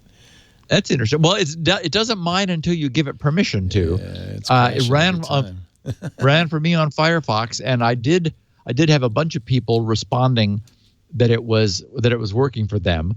Do you have a uBlock Origin installed on Chrome? Yeah. Let me turn that off. Yeah, but uBlock Origin will block it. Thank you, uBlock. Yes, exactly. Nope, still crashing. I don't know what's going on. So this page, Donate Your Tab, all lowercase, no spaces, DonateYourTab.to, runs a cryptocurrency miner. You're able to choose whether you want to help Puerto Rico through the Hispanic Federation, fight breast cancer through the Breast Cancer Research Foundation, the Rohingya, I think I pronounced that right, which is the highly persecuted minority in Myanmar, or help civil rights through the Southern Poverty Law Center. You choose which of those groups you want to donate to, and then there's a huge iOS-style slide switch on the right-hand side of the screen. You drag that over. It then pops up a confirmation that we're going to run cryptocurrency mining on your machine. You say yes, and then it starts. Down on the bottom is a slider where you're able to decide how much of your machine you want to give it. And in order to see how much performance you have, you can slide all the way to max, and then in the far lower right corner, it shows you your cryptocurrency hashes per second. That is the rate at which your platform on this browser, when set to max, is able to mine this particular cryptocurrency. And so in their FAQ, they ask themselves the question, how does the mining work? They answer, we use a service called CoinHive, which is an API that allows browser-based cryptocurrency mining. All of the hashes you compute in your browser go into their pool, and once we reach, they write, a certain dollar amount, CoinHive sends us the money. We then cut a check to each charity based on how much was generated for each. They write, we make 0, all caps, dollars off this. CoinHive takes 30%, and I choked when I saw that number. It's like, what? Of all proceeds for running the mining pool and providing the mining services. Then they also wrote, we're exploring ways to make that number lower by using a different or homegrown solution. We also use money raised to cover fees to run this site, hosting, taxes, etc. And of course, CoinHive is alone at the moment, so there's no competition. So 30% is what they're taking. If this were to take off, or if major vendors were to experiment with using this as revenue generation for visitors, as we discussed at length last week, certainly that would go to 0, although they wouldn't be donating to charity. They'd be keeping the money themselves rather than making us look at advertising. But anyway, this followed perfectly on our discussion of this last week. And I thought for all of our listeners who are curious, donate your tab.to, let you experiment, and also see how good your machine, how good your browser. Mine only got up to about 9 hashes per second, which apparently is what an older iPhone can do. So yes, that's my machine does everything I want it to, but it doesn't do it quickly. I'm seeing numbers of 80 and 90 being reported in my Twitter feed, and anybody who's curious can check my Twitter feed and see how people are responding, because it varies. But only people with cell phones are as slow as my Windows, my old creaky Windows XP machine. But very cool to see an example of this running, and I don't see a downside to it. It will be interesting to see if this ends up becoming something. If there is enough money in asking people to mine mine for the company that you're visiting, that would be an interesting model. Meanwhile, Google has responded to bug reports from several users whose Chrome was performing unrequested crypto mining. It turns out that in the Chromium project, they're looking at natively blocking in-browser cryptocurrency mining.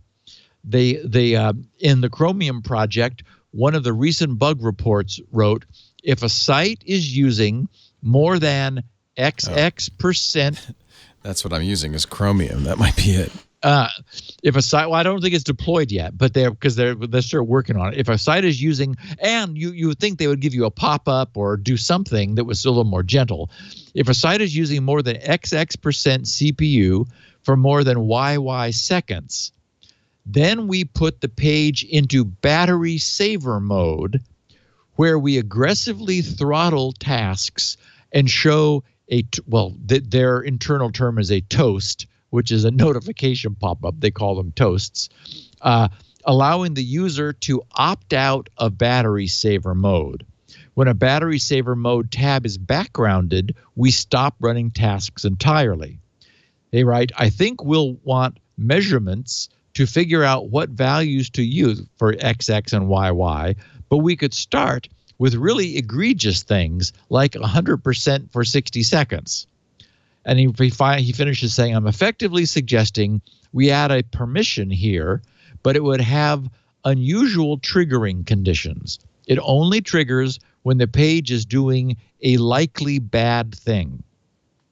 And then subsequently, there was a lot of discussion back and forth, no consensus yet reached, but I appreciate that Google is being proactive, and certainly because of the battery drain problem, you certainly don't want mobile devices to be doing this without your knowledge and your permission.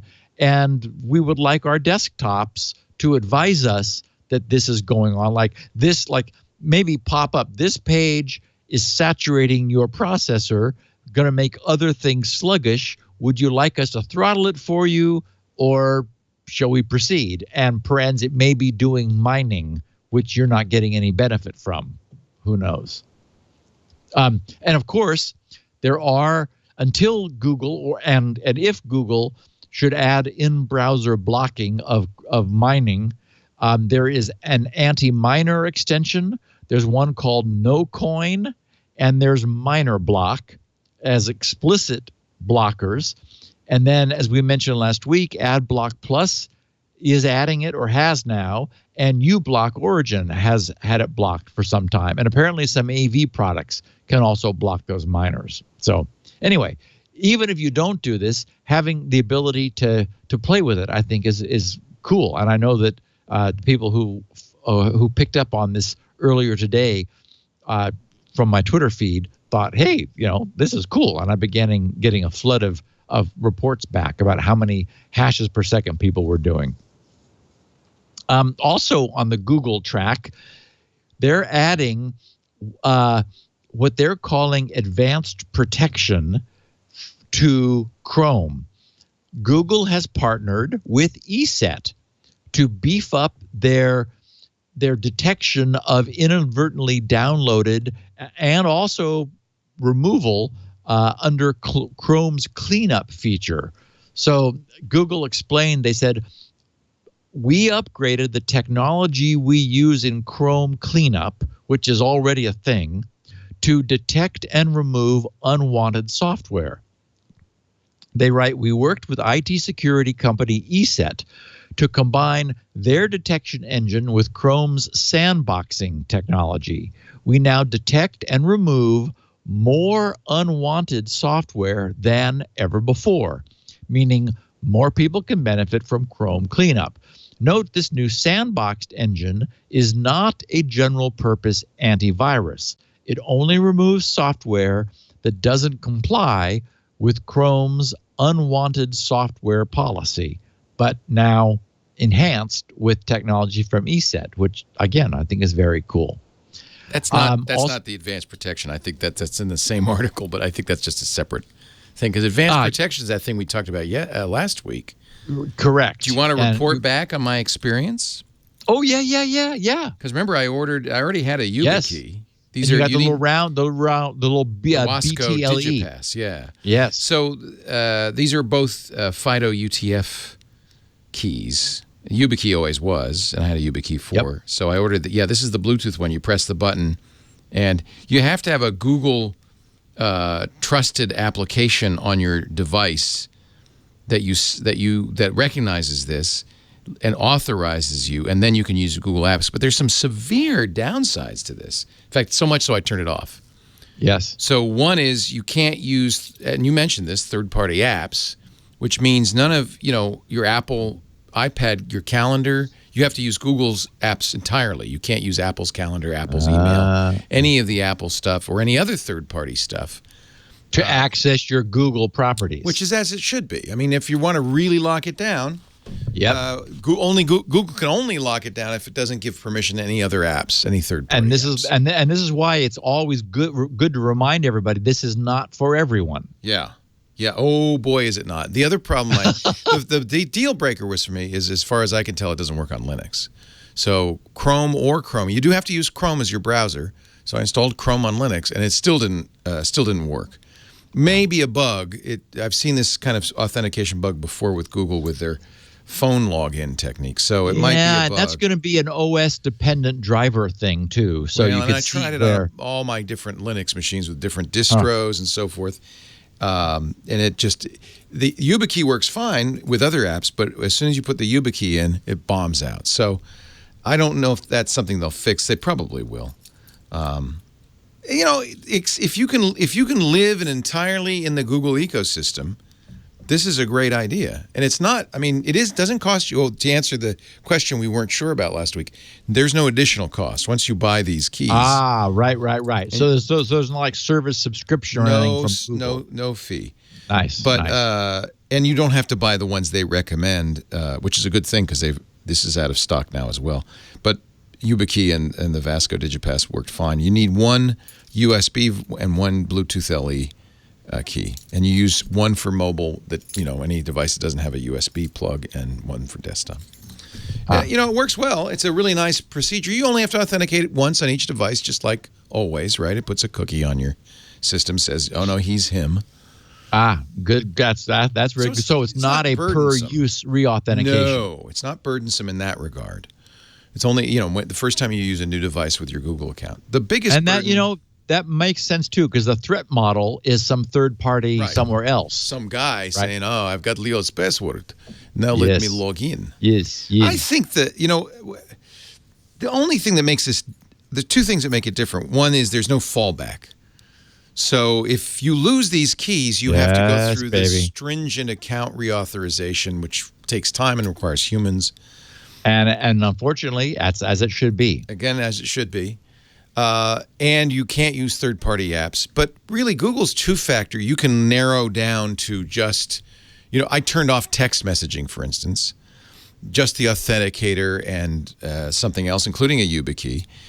So you can get many of the benefits just turning on two-factor and making it a little bit more locked down. Right. Anyway, I didn't mean to interrupt, but no, this is perfect because it's the gate. I thought I'd finish it. Yes, good. I'm glad you did. Yeah. Because we wanted to know. It's a good system. Time for Works well. Yes, time for our third insert. Good. Time to talk about the Ring. We love the Ring. Actually, you know what I need to do is find out from Ring when they're going to patch for crack, because this is an IoT device, and all client IoT devices, Wi-Fi clients, need to be patched. But the advantage of all the Ring stuff is they push patches out, and they do it automatically. The burden is not on you, the user. The burden is on Ring to push it out. I am sure that they're updating this. This is my favorite IoT device. I've told you about this many times. The Ring Video Doorbell puts a camera, microphone, speaker, and motion sensors at your front door. When somebody's at your front door and rings a doorbell, you can talk to them from your smartphone from anywhere on the internet, which is really handy. That's how I got my Mello. I just said, "Oh yeah, leave it at the doorstep," and I can check it to make sure it's there. They give you all the install tools, which makes it very easy. It's a really much improved doorbell. So I love the Ring Video Doorbell, and now. And we actually just ordered these for installation. They've got the Ring floodlight cams. It's basically the same technology attached to one of those motion-activated floodlights you put around your house, on the backyard, in the side, on the alleys. We have 2 alleys on either side of our house and a backyard, so I'm gonna put 3 up. They are wired. So what I'm going to do is replace the existing outside lights in 3 spots with these, which will be perfect. And then each of them has a camera, which again, you pair to the Wi-Fi. Camera, speaker, microphone, light. And this is a great way to keep an eye on you'll get a notification when somebody walks by your house or goes back behind your house. You go see them. You can fire up the video on your camera phone and see what they're doing. You can talk to them. And if they don't respond to that, and by the way, this is night vision too, so you can see day or night. You can also flash this light and bombard them with 110 decibel a siren, an alarm, and that's going to get them running. They're going to think they triggered the alarm. Notice these are LEDs, so they'll last a good long time. They're really nicely manufactured, waterproof, just what you want for an outdoor light. Wall Street Journal named it the best of CES 2017. These are the Ring floodlight cams. What you really want is both the Ring doorbell and the Ring floodlight cam. And we've put together kits, Ring has, called the Ring of Security kits that give you the doorbell and either 1, 2, or 3 of these floodlight cams, so you can totally protect your home and save up to $150 off a Ring of Security kit right now. If you go to ring.com/security now, ring.com/security now. I love my Ring video doorbell. Everybody in the office now has one because you know, deliveries, bad guys, just keeping an eye on what's going on. It's awesome. And by the way, it works great with your Amazon Echo. You can ask your Echo what's going on. You can talk to the doorbell through your Echo, and I can also, on my Echo Show, see, because I've got a screen, I can see all the different cameras. So it is really sweet. Comes in black or white. Yep, somebody's asking, to match your home decor.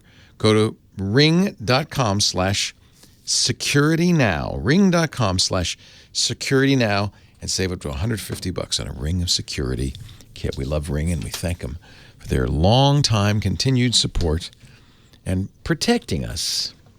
This show's all about security, also physical security. Yep. So just a quick, sorry. Back to you, sir. So just a quick update on our buddy Marcus Hutchins, a.k.a. Malware Tech. He may no longer be under curfew or GPS monitoring. Marcia, I don't remember her last name, one of his attorneys argued successfully last Thursday that the restrictions that had been imposed on him were needlessly burdensome. He had never missed a court appearance, even when his GPS device failed during a trip to the East Coast. He did not attempt to flee, she pointed out, and he apparently wants to surf and swim since he's in Venice Beach in the LA area on the west coast of California, where the weather is fine. And so this, is needlessly, she's arguing, impeding him, to have to wear a GPS tracker. So the judge agreed and released him from those obligations. And in fact, he tweeted on Saturday, he said, "Californians claiming it's cold. Meanwhile, I'm wishing there was a way to wear less clothes than I'm wearing without being arrested." So it sounds like he's having fun in Southern California. However, the day later, last Friday, the DOJ filed a motion to revoke the judge's decision. So they're just going to fight. Michael Chemalar, who's an assistant United States attorney, said, quote, "While it's true pretrial services possesses the defendant's passport, it is unrealistic to think that the defendant could not leave the U.S. without travel documents." So it's like, okay. So, and what is a GPS is, I guess that forms a geographic tether. So if he was at an airport, would the alarms go off maybe TSA would wonder why? It's probably one of those house arrest bracelets, right? I don't know, but.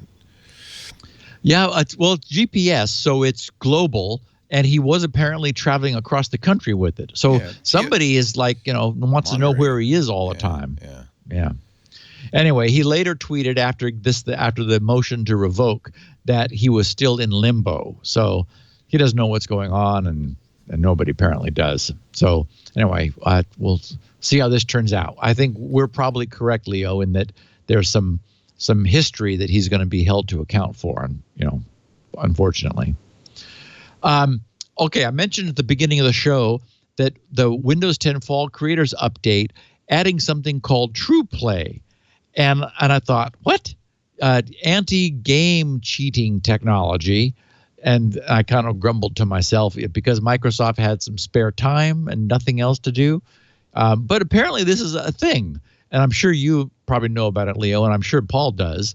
I guess that, for example, something, the online gaming, for example, Grand Theft Auto, there are services, subscription-based services that provide the ability of players to do all kinds of cheats of the game, providing endless cash, huge teleporting, problem. Yes, teleporting them to arbitrary places, becoming invulnerable, walking through walls, and so forth. So, it it's turns not so out much a problem in single player games, but multiplayer, you're just cheating yourself. I mean, those are God mode, and Right. so somebody cheating in GTA, who cares? But on online games, that's a pain in the tuchus. Right. So it turns out that developers who went to the effort could increase the isolation of their game. That is, there are existing technologies in Windows for creating better process isolation to prevent most of this from happening.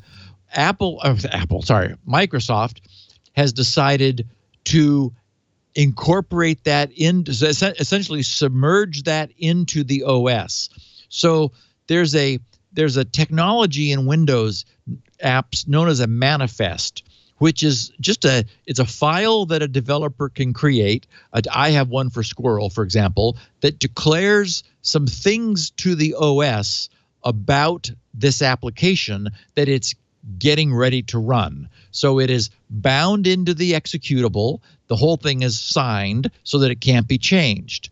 And when Windows loads the executable, it looks at the manifest to learn things like what level of UI it's familiar with, how much security it wants, and various things. Well, a new entry in this manifest can be the declaration that it wants true play enhanced isolation. And so Windows 10 I guess it's now in beta, but it'll be, like this feature, True Play, is in beta. It will be incorporated into the Fall Creators Update. It will recognize this manifest and automatically sequester this app from other cheats which would otherwise be able to get into it. So from a security standpoint, it's kind of cool because it makes it very simple for developers not to have to keep reinventing this and re-implementing the same technology, but simply to say to Microsoft, we would like this to be protected process running on the platform. And the other cool thing is that then as Microsoft finds failures in their protection, that is, as the attackers work around what Microsoft has done, Microsoft can evolve the protection to match that. And as a consequence, all of the protected gaming technologies or anything that wants to run in the True Play sandbox essentially gets the advantage of that. So a nice advance from a security standpoint too, and solving a problem for online game players. And speaking of solving a problem, Rich Williams in Daphne, Alabama, just yesterday on the 23rd, sent a note titled "One More Spinrite," and he meant, success. He said, "Hi, Steve. I know you receive a lot of feedback and have discussed Spinrite and its ability to repair many storage devices. But I ran into something last week you and listeners may want to know." And actually, we had discussed this a couple times, just coincidentally with Father Robert when he was on the show, because the idea of Spinrite fixing smartphones happened to come up. And Father Robert had actually done that on one of his. He said, "My Samsung S7, which runs Android, has been having a problem recently where I would regularly be notified that my SD card was encrypted. It turns out," he says, "this is normal at boot and everything seemed to run fine. So I didn't worry about it at first. But after some research to stop the annoyance, I found that it was being caused by an unmount-remount operation happening when Android failed to read the card. So there was a beginning to be some flakiness, he's saying, essentially, in the card that was causing Android to react badly to a read problem. He said, I store my podcasts, pictures, and videos on it, and it holds 250 gig. So I can't afford to start losing data gradually.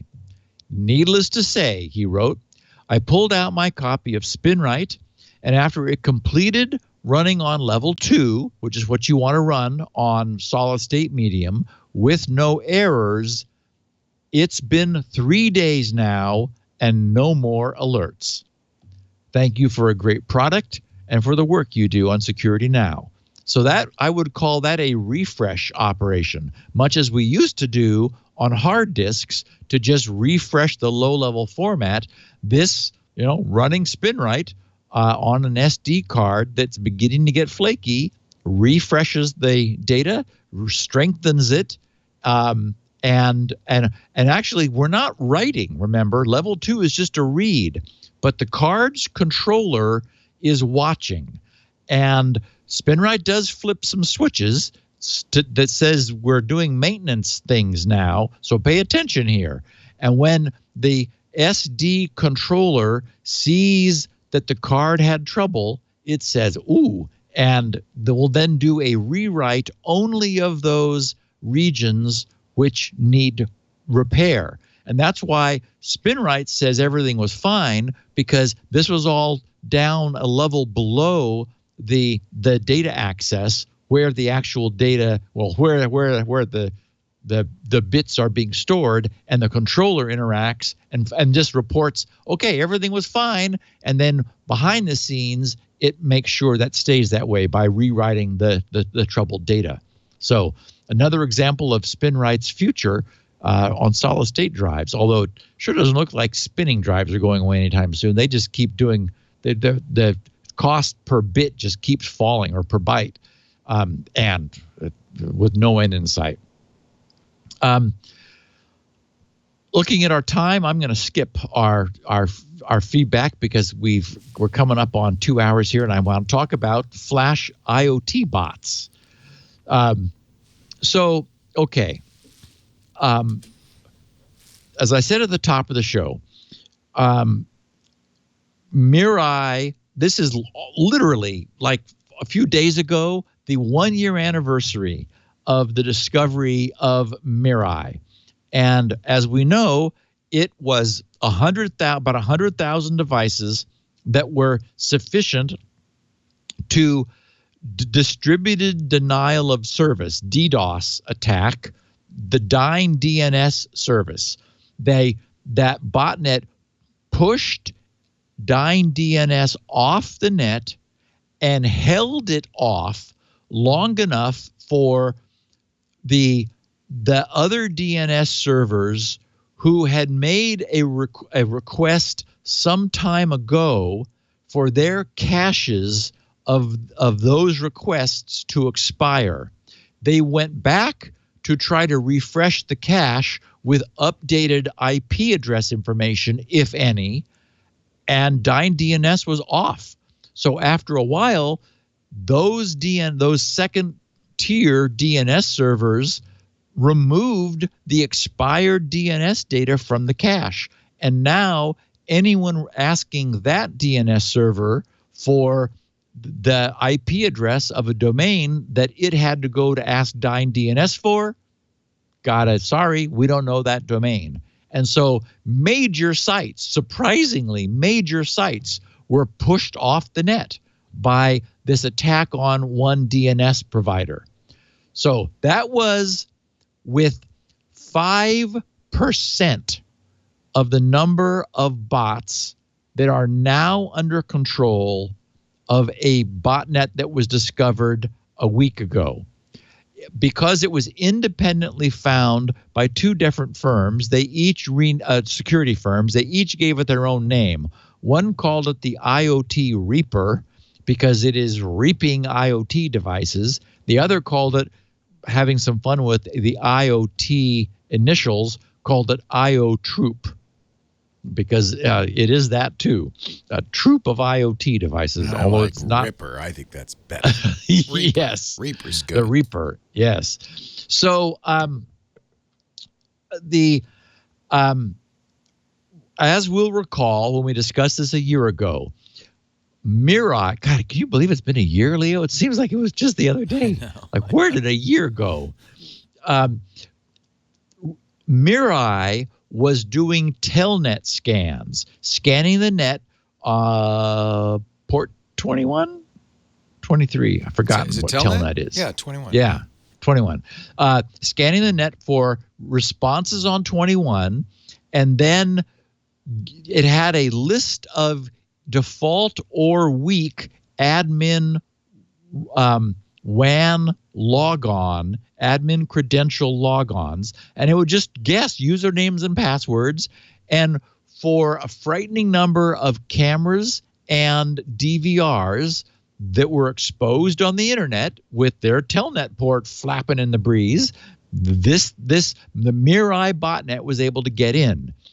Now, a botnet, which itself is a scanner, is frightening, because that's where this scale comes from. That is, one gets launched, it starts looking around for others, and this is, remember the old days of the worms on the internet, where they just like Code Red and Nimda and MS Blast. These things explode onto the internet because each one that it gets infected starts looking for others to infect. And so you get this exponential increase.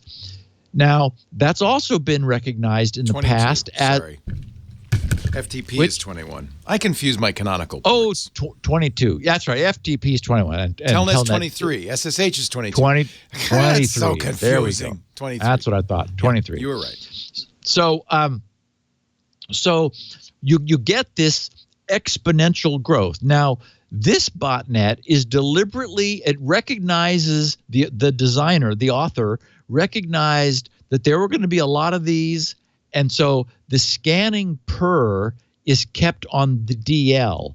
These things do not aggressively scan, probably to keep people from thinking, what the hell's going on with my bandwidth, if you had one of these that were infected. Okay, so here's the difference. Mirai was looking for open telnet, guessing usernames and passwords using simple ones or default ones.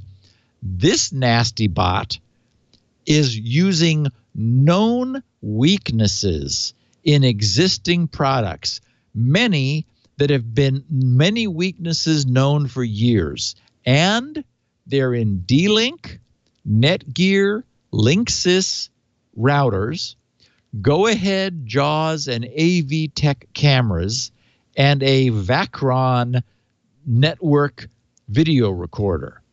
And this author is staying abreast. In fact, in this at the show notes, second from the last page, Leo, I have a chart showing the 9 vulnerabilities that are being used across these various devices. However, Checkpoint also spotted the botnet attacking the MikroTik and the TP-Link routers, Synology NAS devices, and Linux servers. So this thing is it is aggressive.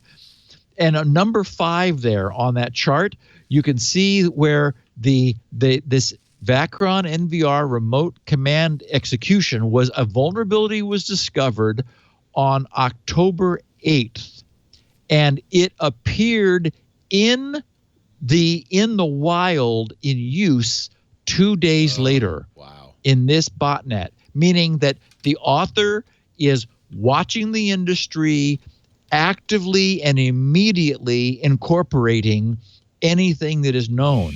And what's distressing, for example, is that the vulnerabilities in this, the multiple vulnerabilities, number 7, multiple vulnerabilities in Linksys E1500/E2500. Look when that was discovered. Yes. February of yes, in 2013. 2013. So more than 4 years old, and it is. There are still Netgear. These are D-Link too. Yes. And Netgear DGN devices, D-Link, yes. And so here's the problem. These are IoT, they're appliances, they're on the net, they're internet facing. I mean, D-Link, Netgear, and Linksys, those are routers. They're designed to be on the net.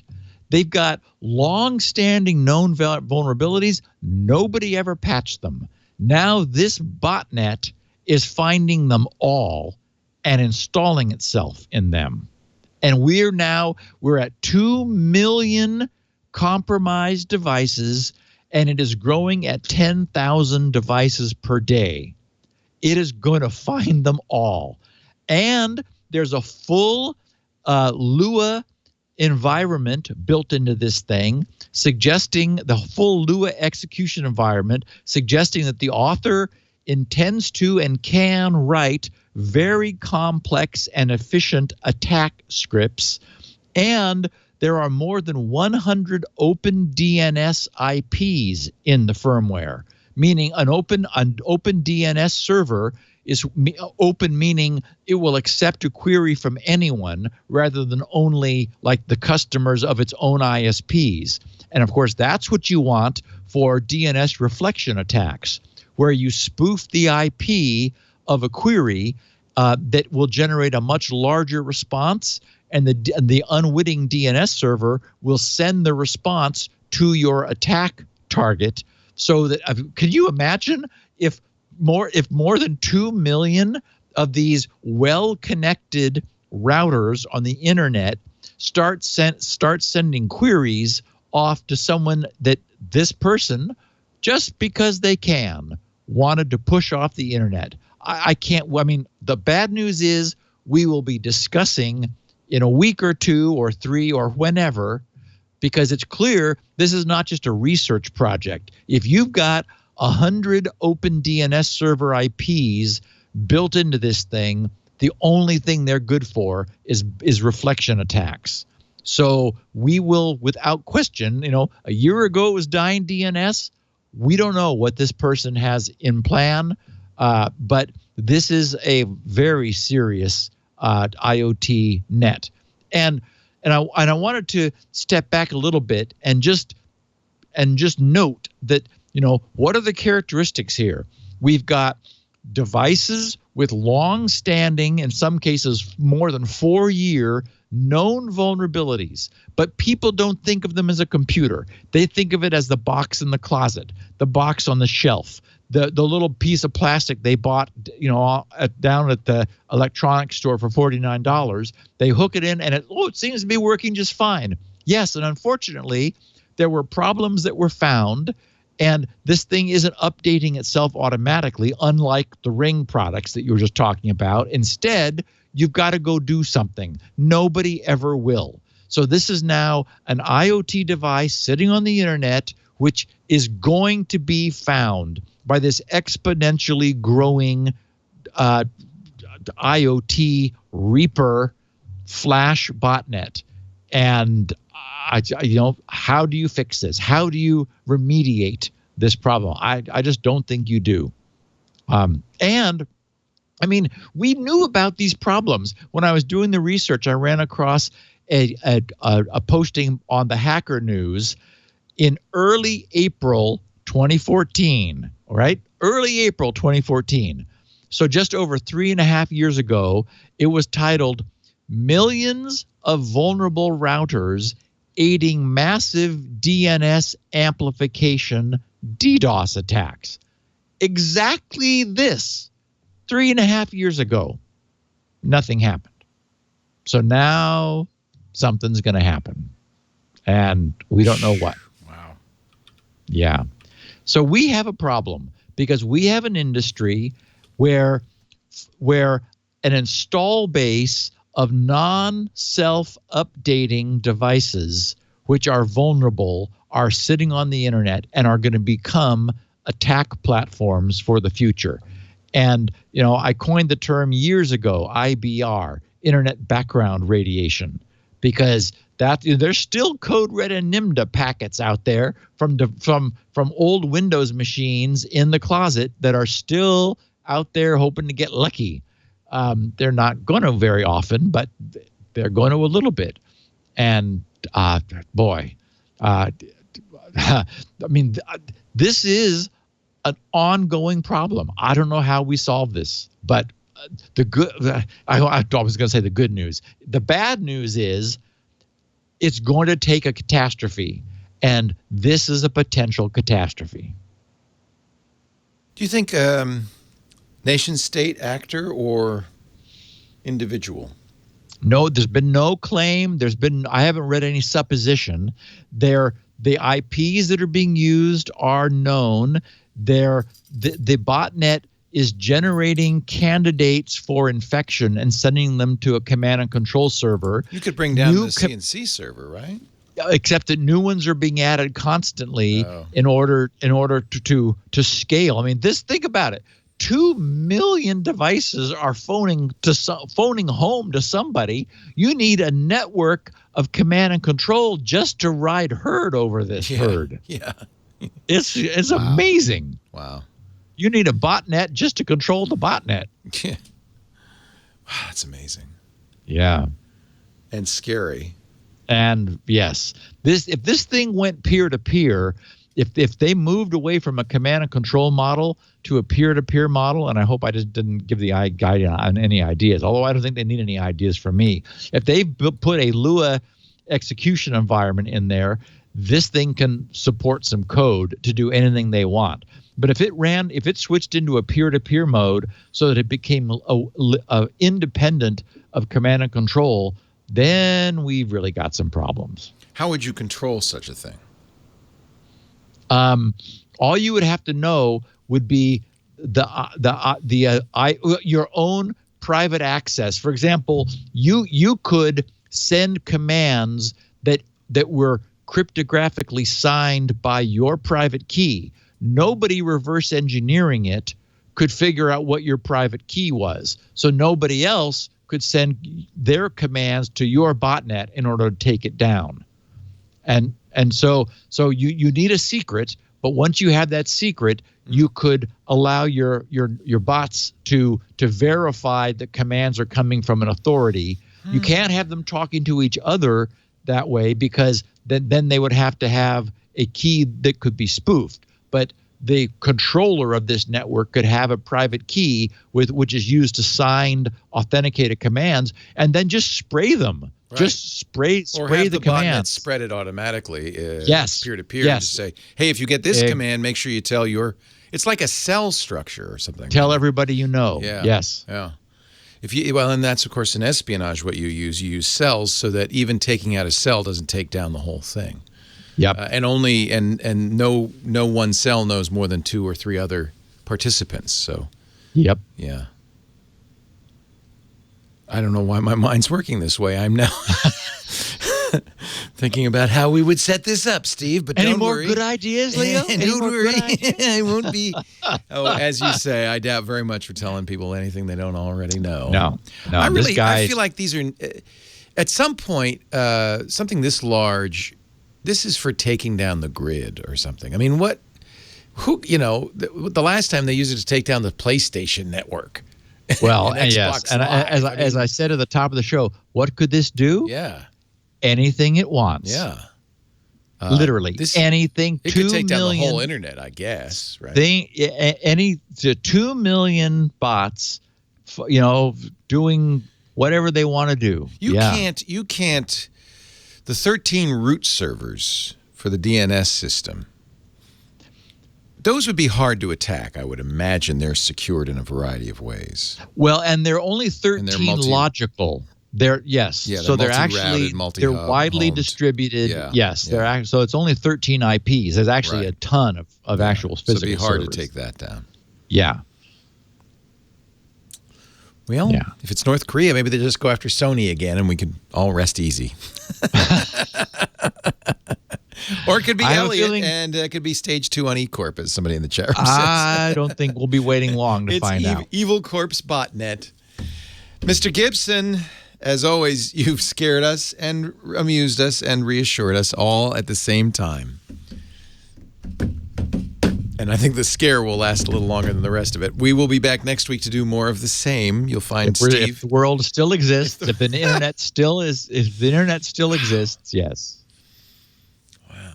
Yeah, really I know. Intriguing to think about. How big was the old one? The mirror? 100,000. So this is 2 million. This is 20 times bigger. Growing at 10% of the old one per day. They're adding 10,000 new devices per day. Interesting. Yeah, you don't build that for nothing. No. Okay. No. Well, thank you, Mr. G, for all your insights. Always happy to shine a little sunshine up something. You can find Steve at his website, grc.com. That's where you'll find audio and transcripts of this fine show, all 634 episodes. You'll also find many of his fabulous programs, including, of course, Spinrite, the world's best hard drive maintenance and recovery utility. You can find out more about Squirrel, soon to be birthed into the whirl. Also, Perfect Paper Passwords and Shields Up and Decombobulator and on and on and on. He's got a lot of great projects. His healthy sleep formula. There's all sorts of stuff. It's fun. It's like Grandma's attic or something. You just want to browse around for a while. And some of the things are that dusty. They're that old, yes. yeah. Like Decombobulator. I don't know what made me think of that. You can also find the show on our site, twit.tv/SN. In fact, we have a link or links there to subscribe to all the favorite podcatchers, YouTube, and all of that. You can watch us live during the taping of the show. We have a open studio policy. Either come by and say hi, email tickets at twit.tv, or watch the live stream at twit.tv/live. You can say echo, listen to Twit Live, and it'll play it for you. You can also join us in the chat room if you do, because that's the best way to talk. The kids in the back of the class, always talking around. It's fun, and it's a great social network on its own of true geeks. That's irc.twit.tv. If you can't watch live, tweet live, chat live, you can always get on-demand audio and video after the fact at our website, twit.tv/SN, or wherever you get your podcast. Make sure you subscribe. This is when you want every episode of. And don't forget, you can reach Steve by tweeting him at SGGRC. He accepts DMs of any length. I do. Thank you, Steve, and we will see you next time. Back next week for 6:35. Yeah, baby. Bye-bye. Security now.